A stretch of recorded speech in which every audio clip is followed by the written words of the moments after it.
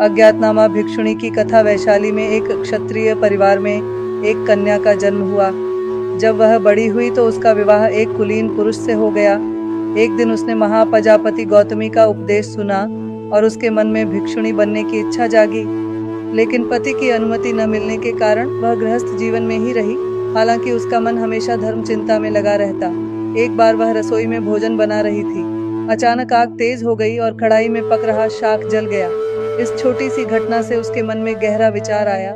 जैसे यह शाक जलकर नष्ट हो गया, वैसे ही संसार की सभी वस्तुएं नश्वर हैं। उसने अपने गहने और आभूषण उतार दिए और पति से कहा, स्वामी, मुझे सांसारिक जीवन में अब शांति नहीं मिलती। पति उसे महाप्रजापति गौतमी के पास ले गया और प्रव्रज्ञा देने की प्रार्थना की। गौतमी ने उसे भिक्षुणी बनाकर भगवान बुद्ध के पास पहुंचाया। बुद्ध ने उसकी वैराग्य भावना देखकर कहा, हे स्थविरके, अब तू सुख से जीवन बिताए। अपने ही हाथों से बनाए वस्त्र पहन और शांति को प्राप्त कर। जैसे कढ़ाई में पड़ा शाक जलकर शांत हो गया, वैसे ही तेरे मन का राग भी शांत हो गया है। इस प्रकार वह भिक्षुणी स्थिर, शांत और बुद्धिमान बन गई। उसका नाम इतिहास में नहीं जाना गया, परंतु उसे स्थविरिका कहा गया। मुत्ता थेरी गाथा। मुत्ता भिक्षुणियन का जन्म स्थान श्रावस्ती है और वह ब्राह्मण कुल में पैदा हुई। उसने 20 वर्ष की अवस्था में गृह त्याग किया था। उसने महाप्रजापति गौतमी के निर्देशन में विद्यार्थिनी जीवन बिताया। एक दिन की बात है, भिक्षा से लौट आने के बाद सभी आयुष्कर कार्यों को समाप्त कर निर्जन स्थान में जाकर ध्यान के लिए बैठ गई। शास्ता ने उस समय उसके सामने आकर उसे उत्साहित करने के लिए नीचे लिखी गाथा कही। बाद में मुता इसे अपने लिए संबोधित कर निरंतर पाठ किया करती थी। भिक्षुणी मुता पूरी तरह से वर्ण और जाति भेद के बंधनों को तोड़ चुकी थी। अब वह ब्राह्मण कुलीनपन नहीं रही, इसलिए यह उसी के नाम के साथ संबद्ध कर दी गई। पुन्ना थेरी गाथा। भिक्षुणी पुन्ना कोलेन का जन्म स्थान सावती है और उसने शाक्य कुल में जन्म लिया था। उसने महाप्रजापति गौतमी के उपदेश से प्रेरित होकर गृह त्याग किया था। एक दिन वह अंतर्दृष्टि के विकास के लिए ध्यानरत होकर बैठी थी। भगवान बुद्ध उसके सामने उपस्थित हुए और उन्होंने निम्नलिखित गाथा का उच्चारण किया। इसका सुनते ही पुन्ना को अहेत्व ज्ञान की प्राप्ति हो गई और भगवान के वचनों की ही पुनरावृत्ति करती हुई वह ज्ञान के पूर्ण प्रकाश में गाने लगी। पुन्ना ने वर्ण और जाति भेद की सभी दीवारों को भंग कर दिया। वह समता और मानवता के पथ पर अग्रसर होती रही। तिस्सा थेरी गाथा। भिक्षुणी तिस्सा क्वांग का जन्म कपिलवस्तु के शाक्य कुल में हुआ था। उसने वर्ण, जाति भेद तथा नारीत्व के परंपरागत सभी बंधनों को तोड़ दिया था। ब्राह्मण धर्म पर उसकी कोई आस्था नहीं रही। वेदों की निरस्ता को उसने जाना था। उसने महाप्रजापति गौतमी के साथ प्रव्रज्या ग्रहण की थी और वह अंतर्दृष्टि की साधना में लग गई थी। उसने भिक्षुणी पुन्ना की तरह ही अपने लिए अभिप्रेत अत्यधिक प्रसन्नता वाली बुद्ध गाथा को सुना, जिसकी पुनरावृत्ति उसने की। अज्ञत्रा तिस्सा तेरी गाथा। भिक्षुणी तिस्सा का जन्म भी कपिलवस्तु में और शाक्य कुल में हुआ था। शाक्यों के मन में बुद्ध के प्रति बड़ी सम्मान की भावना थी। शाक्य महिलाएं भी बुद्ध का बड़ा सम्मान करती थीं, क्योंकि बुद्ध ने उनको मुक्ति का रास्ता दिखाया था। तिस्सा भी बुद्ध के बताए हुए मार्ग पर चलने के लिए महाप्रजापति गौतमी का अनुसरण करने लगी। तिस्सा भिक्षुणी बनने के लिए महाप्रजापति गौतमी के साथ कपिलवस्तु से चलकर वैशाली आई थी। तिस्सा की प्रव्रज्या महाप्रजापति गौतमी के साथ हुई। उसने कल्याणकारी धर्मों को अपनाया। ईश्वर और आत्मा के लिए उसके पास कोई स्थान नहीं था। धीरा थेरी गाथा। भिक्षुणी धीराबन के बारे में पाली साहित्य में विशेष जानकारी उपलब्ध नहीं है, किंतु भिक्षुणी धीरा को थेरी गाथा वन में स्थान प्राप्त है। थेरी गाथा पाली त्रिपिटक का अंश है, जिसे वन बुद्ध वचन रन माना जाता है। इसका मतलब यह है कि भिक्षुणी धीरा को थेरी और अरहत भिक्षुणियों में महत्वपूर्ण स्थान है। भिक्षुणी धीरा को तथागत बुद्ध का संपर्क प्राप्त था। उसने तत्कालीन सभी परंपरागत सामाजिक बंधनों को तोड़कर बुद्ध के भिक्षुणी संघ में प्रव्रज्या ग्रहण की थी और उसने ईश्वर, आत्मा, परमात्मा, ब्राह्मणवाद की मिथ्या धारणाओं को पूरी तरह से नकार दिया था। सात वीरा तेरी गाथा। वीरा नाम की यह भिक्षुणी अपने बारे में कुछ नहीं बताती। हो सकता है कि उसका भिक्षुणी पूर्व जीवन इतना यातनामय रहा हो कि वह उस जीवन को पूरी तरह भूल जाना चाहती हो। पुरुष प्रधान और विषम समाज व्यवस्था में स्त्री का जीवन बड़ा दुःखपूर्ण होता है। भिक्षुणी वीरा भी इसी व्यवस्था से प्रताड़ित थी। वह अपने आप को इन दुखों से मुक्त करने के लिए छटपटा रही थी, लेकिन उसके भीतर भी कई प्रकार की मिथ्या धारणाएं थीं। वह अपने भीतर के अज्ञान अंधकार में जकड़ी हुई थी, लेकिन जब वह भगवान बुद्ध के संपर्क में आई तो उसके भीतर का अज्ञान अंधकार नष्ट हो गया।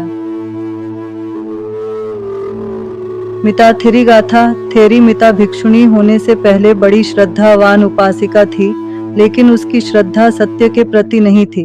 उसकी आस्था काल्पनिक बातों, मिथ्या मान्यताओं और चमत्कारों में थी। धार्मिक कर्मकांडों से, पाखंडों से उसकी बुद्धि कुंठित हो गई थी। पुरोहित वर्ग उसकी श्रद्धा भावना का बड़ा दोहन करता था। उसके धार्मिक कर्मकांडों, यज्ञों, पशु हत्याओं आदि में उलझा कर रखता था।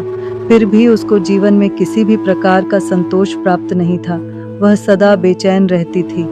एक दिन वह तथागत बुद्ध के संपर्क में आई। बुद्ध को देखते ही उसके मन में श्रद्धा उत्पन्न हुई। उसके मन में प्रव्रज्या ग्रहण करने की इच्छा उत्पन्न हुई और वह भिक्षुणी हो गई। भद्रा थेरीगाथा। भद्रा, भद्र नाम से ही पता चलता है कि वह एक सुंदर स्त्री थी। पारिवारिक दृष्टि से वह सुखी और संपन्न थी। वह बड़ी श्रद्धावान भी थी, लेकिन उसकी श्रद्धा मिथ्या मान्यताओं पर आधारित थी, जिसके कारण उसे अपने जीवन में कभी सुख, शांति और संतोष प्राप्त नहीं हुआ। न कभी उसे किसी कल्याणकारी कार्य करने की प्रेरणा ही मिली। उसका जीवन क्रियाहीन बन गया था। उसने बुद्ध के बारे में सुना था। वह बुद्ध के संपर्क में आई और उसने बहुत श्रद्धा के साथ प्रव्रज्या ग्रहण की। उपसमा थेरीगाथा। भिक्षुणी होने से पूर्व उपसमा का जीवन बड़ा कठिन था, किंतु मिथ्या धारणाओं से ग्रस्त होने के कारण, अलौकिक काल्पनिक आस्थाओं के जाल से ग्रस्त होने के कारण उसका जीवन और भी कठिन हो गया था। उसके जीवन में चारों ओर अंधकार ही अंधकार व्याप्त था। जांचक समाज मान्यताएं थीं, उसके लिए असह्य थीं, जिसकी वजह से उनका मन बेचैन था। इन दुखों से पार होने के लिए उसको कोई रास्ता दिखाई नहीं दे रहा था। उसने बुद्ध का नाम और ख्याति सुनी हुई थी। वह बुद्ध के पास गई और बुद्ध को देखकर बड़ी प्रभावित हुई। बाद में प्रभावित होकर भिक्षुणी बन गई। 11. मुत्ता थेरी। मुत्ता कोसल जनपद की एक निम्न कोटि की ब्राह्मण कन्या थी। उस समय ब्राह्मणों में धनी, प्रतिष्ठित और निर्धन लोग शामिल थे, लेकिन ब्राह्मणों में अपनी श्रेष्ठता का प्रबल भाव था। ब्राह्मण किसी को भी अपने समान नहीं मानते थे, न ही किसी के साथ समानता का व्यवहार करते थे। मुत्ता गरीब ब्राह्मण की पुत्री थी और जिस समुदाय में वो रहती थी वहां उसे अधिक सम्मान नहीं मिलता था। मुत्ता का विवाह एक दरिद्र ब्राह्मण युवक से हुआ था। कुछ समय तक गृहस्थ जीवन व्यतीत करने के बाद मुत्ता ने अपने पति को सूचित किया कि वो अब गृहस्थ जीवन नहीं जी सकती। त्याग एक व्रत था जो उसने पति की अनुमति से लिया और ध्यान तथा विदर्शन किया। उसे वैदिक धर्म झूठ और पाखंड से भरा हुआ लगा। उसने वैदिक धर्म को त्याग दिया और अरहत बन गई। धम्मदिन्ना का जन्म राजगृह के एक वैश्य परिवार में हुआ था। उन्होंने विशाख नामक एक धनी व्यापारी से विवाह भी किया था। उस समय बुद्ध राजगृह में निवास कर रहे थे। एक दिन धम्मदिन्ना के पति बुद्ध के दर्शन करने गए और गहन ज्ञानोदय की अनुभूति लेकर लौटे। घर लौटने पर वे अपनी पत्नी के प्रति प्रेमपूर्ण व्यवहार नहीं दिखा पाए और यहाँ तक कि भोजन की मेज पर भी उनसे बातचीत नहीं कर पाए। पत्नी ने अविचल संदेह के साथ पूछा, स्वामी, मुझसे क्या भूल या भूल हुई है?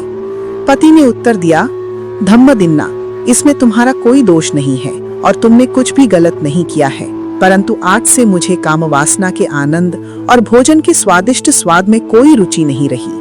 अन्यथा तुम जहाँ चाहो रहने के लिए स्वतंत्र हो। धम्मदिन्ना ने उत्तर दिया, गुरुवर, मुझे संन्यास लेने की अनुमति दीजिए। उनके पति चुप रहे और उन्होंने संन्यास ले लिया। उनकी बुद्ध से मुलाकात हुई और संन्यास लेने के बाद वे एक निर्जन स्थान पर बैठ गईं, जिसका नाम धम्मदिन्ना रखा गया, जो एक भिक्षुणी थी। 13. विशाखा थेरी। भिक्षुणी विशाखा धीरा से मिलती जुलती है। चूंकि विशाखा एक भिक्षुणी होने से पहले वह एक सांसारिक महिला थी, लेकिन वह सभी प्रकार की अज्ञानता, भ्रम और रीति रिवाजों से नष्ट हो गई थी। उसके जीवन में हर तरह की जिज्ञासा प्रकट हुई। वह वैदिक प्रथाओं और ब्राह्मण जाति के विचारों से पूरी तरह से प्रताड़ित थी। उसे कोई रोशनी नहीं दिख रही थी। इससे कुल मिला समाज को मानसिक अंधकार, और वो पूरी तरह हताशा में थी। उसने बुद्ध का नाम और गुण सुने थे। वह बुद्ध से मिली और उन्हें दीक्षित किया गया।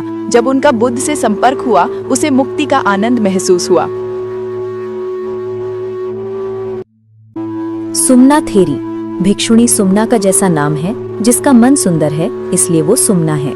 भिक्षुणी सुमना का मन अति सुंदर है, लेकिन उसको समाज में कभी भी किसी प्रकार की सुंदरता दिखाई नहीं दी। उसने अनुभव किया था कि समाज में विषमताओं का और मिथ्या धारणाओं का अंधकार छाया हुआ है। लोग अंधे होकर दुख के पीछे दौड़ रहे हैं, भोग विलासिता वस्तुओं की लालसा में फंसे हुए हैं। पुजारी वर्ग की कपट प्रवृत्ति के कारण धर्म का भी पतन हो रहा था। उस समय सुमना ने बुद्ध का नाम और ख्याति सुन रखी थी। वो बुद्ध के पास गईं और उन्होंने तुरंत प्रज्ञा ग्रहण की। उत्तरा थेरी गाथा। भिक्षुणी उत्तरा का जीवन काया, वाणी और मन से असंख्य लोगों के प्रति प्रेरणादायी है। असंयमी जीवन कितना कठिन होता है, इस बात को उत्तरा ने अच्छी तरह जाना था। उसने इस बात को भी जाना था कि गृहस्थ जीवन आसक्तियों से भरा हुआ है। विषम समाज व्यवस्थाओं में शांति और सुख की प्राप्ति असंभव है, इस बात को उसने अच्छी तरह जाना था। वो सदा बेचैन रहती थी। उसने तथागत के बारे में सुना था कि वे मन की अशांति और समाज में व्याप्त कुरीतियों, असमानताओं समाप्त करने का उपदेश देते हैं। वो बुद्ध के संपर्क में आई और उसने प्रव्रज्जा प्राप्त की। वो भिक्षुणी जीवन सार्थक करने में प्रयत्नशील रही। उसने अरहत्व को प्राप्त किया। 16 सुमना थेरी। भिक्षुणी सुमना का जन्मस्थान सावत्थी माना जाता है। सुमना कौशल राज प्रसेनजित की बहन के रूप में विख्यात है। एक बार भगवान बुद्ध प्रसेनजित महाराजा के राज दरबार में अपने विशाल भिक्षु संघ सहित पधारे। इस अवसर पर भगवान ने महाराजा प्रसेनजित को जो धर्मोपदेश दिया था, उसको सुनकर उसके मन में भगवान बुद्ध के कल्याणकारी धर्म के प्रति अगाध श्रद्धा उत्पन्न हो गई। सांसारिक जीवन के प्रति अत्यंत अनासक्ति होते हुए भी उसने चिरकाल तक प्रव्रज्या ग्रहण नहीं की थी। उसका मुख्य कारण ये था कि उसकी दादी अभी जीवित थी, इसलिए उसने ये निश्चय कर लिया था कि जब तक मेरी दादी जीवित रहेगी तब तक मैं इसकी सेवा करने के लिए पूर्णतः समर्पित रहूंगी। बाद में उसकी मृत्यु होने पर भाई से अनुमति प्राप्त कर वो बुढ़ापे में प्रव्रजित हुई थी। 17 धम्मा थेरी गाथा। भिक्षुणी धम्मा का सावत्थी में कुलीन घर में जन्म हुआ था। उसने कुलीन घर के सभी प्रकार के अंतर विरोधों को बहुत ही निकट से अनुभव किया था, इसलिए वो अपने सांसारिक जीवन में संतुष्ट नहीं थी। समाज में व्याप्त कुरीतियों से भी उसका मन खिन्न था, बेचैन था।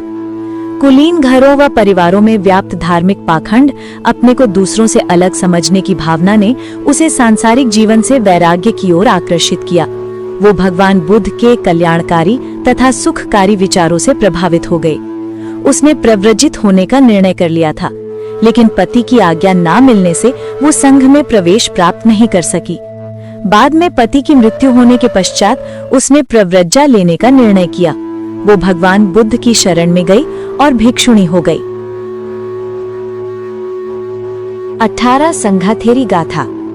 भिक्षुणी संघा अपने पारिवारिक जीवन से संतुष्ट नहीं थी। घर में सभी प्रकार की सुख सुविधाएं उपलब्ध होने पर भी उसमें उसका मन नहीं लग रहा था। गृहस्थ जीवन के उतार चढ़ाव से वो बेचैन रहती थी। समाज में व्याप्त मिथ्या धारणाओं से उसे चारों ओर दुख, अज्ञान का अनुभव हो रहा था। उसने अनुभव किया था कि पूजा पाठ, कर्मकांड करने से मन की शुद्धता संभव नहीं है। ईश्वर और आत्मा की मिथ्या धारणाओं के पीछे दौड़ने में जीवन सार्थक नहीं है। उसने बुद्ध का नाम और ख्याति को सुना हुआ था। उसने प्रव्रज्जा ग्रहण की।